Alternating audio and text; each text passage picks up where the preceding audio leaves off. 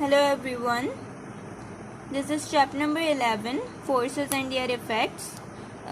ये जो है चैप्टर नंबर 11 है international lower secondary science book 2 का। मेरे पास रिक्वेस्ट आई थी कि मैं जो हूँ इसके ऊपर वीडियो अपलोड करूँ। तो इस चैप्टर का पहला टॉपिक है what is a force. Force क्या होता है? तो फोर्स की डेफिनेशन है a force is a push और अ पुल।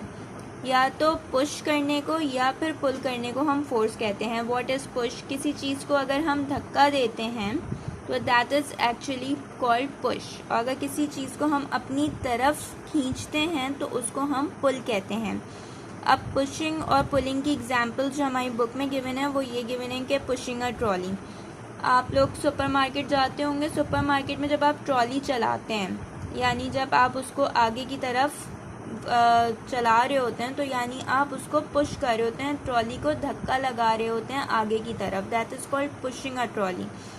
इसी तरह से अगर आपने कभी कैन कोल्ड ड्रिंक का कैन होता है उसकी अगर आपने कैन को खोला हो तो उसके ऊपर एक रिंग लगी होती है, उसको आप क्या करते हैं अपनी तरफ खींचते हैं तो उससे जो है वो कैन खुल जाते हैं यानी पुलिंग। यानी वो जो है फिर आप क्या कर रहे होते हैं उसको पुल कर रहे होते हैं। वो किस चीज़ की एग्जांपल है? वो एग्जांपल है पुलिंग की।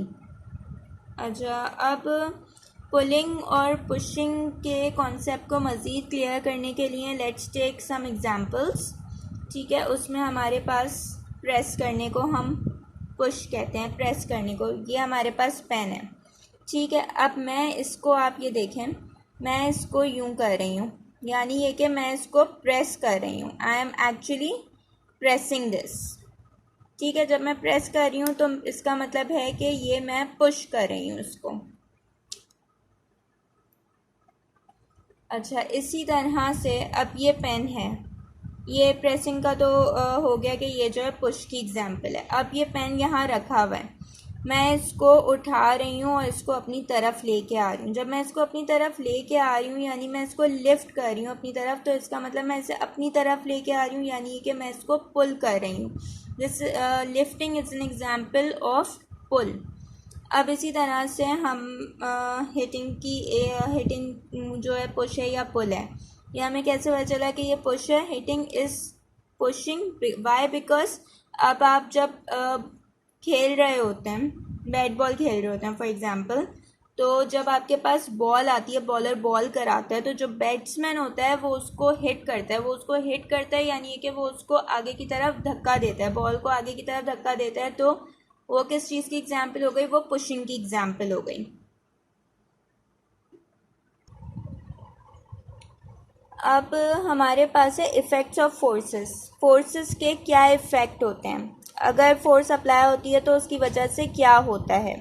What a force can do. Now forces can change the shape and the size of the object. Force अगर अप्लाई किया जाए तो उसकी वजह से जो ऑब्जेक्ट होता है हमारा, उसकी शेप और उसका साइज़ जो है वो चेंज हो सकता है। उसकी एग्जाम्पल अगर हमारी बुक में जो गिवन है उसको हम देखें, जो कि है the force of collision change the shape and the size of this car. अब अगर कार जो है टकरा जाती है, एक एक्सीडेंट हो जाता है कार का, तो उसकी वजह से क्या होता है?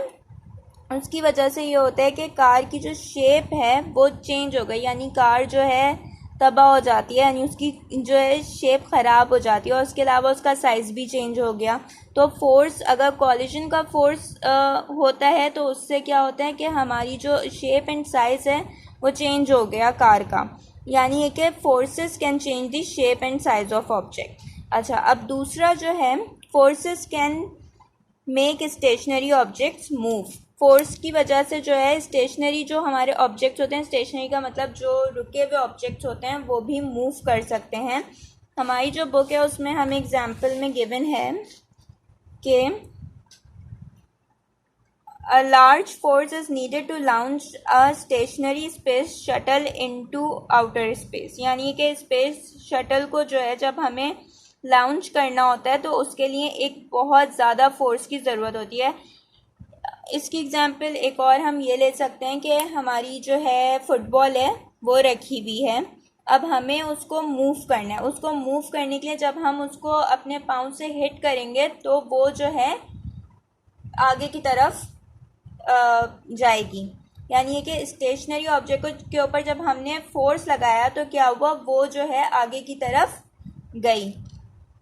अब हमारे पास जो तीसरा इफेक्ट ऑफ फोर्स है वो है forces can speed up, slow down और stop moving objects. Slow down कर सकती है, स्पीड अप कर सकती है, या फिर रोक सकती है मूविंग ऑब्जेक्ट्स को। अब जैसे हम एग्जांपल ले लेते हैं, एक फुटबॉल है, फुटबॉल जो है आपकी तरफ आ रही है। जब फुटबॉल प्लेयर्स उसको फुटबॉल खेल रहे होते हैं तो फुटबॉल प्लेयर्स के पास जब वो फुटबॉल आ रही है तो वो क्या किया, उन्होंने उसके ऊपर जो है अपना फुट रख के, जैसे कि इस वाली पिक्चर में हम देख सकते हैं कि उसने जो है रोलिंग फुटबॉल के ऊपर क्या किया, अपना पाँव रखा और उसको रोक लिया। यानी ये कि उसने फोर्स लगाया अपने पाँव से। जब उसने फोर्स अप्लाई किया अपने पाँवों से तो क्या हुआ, उसकी वजह से जो वो बॉल स्टॉप हो गई। तो इसकी वजह से क्या हुआ कि हमने जो मूविंग ऑब्जेक्ट था, यानी जो हमारी बॉल थी जो मूव हो रही थी, उसको हमने रोक दिया। इसी तरह से हम स्पीड अप भी कर सकते हैं किसी चीज़ को और किसी चीज़ को स्लो डाउन भी कर सकते हैं। Now the fourth effect of forces, forces can change the direction of moving objects. Forces जो है चेंज कर सकते हैं डायरेक्शन ऑफ मूविंग ऑब्जेक्ट्स। इसकी एग्जांपल हम इस तरह ले लेते हैं कि बैट बॉल खेल रहे हैं तो उसमें बॉलर ने जब बॉल कराई और जब बैट्समैन ने उसको हिट किया तो बॉलर जिस डायरेक्शन से बॉल करा रहा था, जब बैट्समैन ने उसको हिट किया तो उसने उसकी डायरेक्शन को क्या कर दिया, उसने उसकी डायरेक्शन को चेंज कर दिया। तो क्या हुआ, डायरेक्शन चेंज हो गई क्योंकि बैट्समैन ने जब फोर्स लगाई तो उसने जो है मूविंग ऑब्जेक्ट की डायरेक्शन को चेंज कर दिया। सो दिस इज दैट के वो जो है फोर्सेस जो है डायरेक्शन जो है मूविंग ऑब्जेक्ट्स की उसको भी चेंज कर सकते हैं। आई होप कि आपको ये समझ आ गया होगा that what is force and what are the effects of forces. Thank you.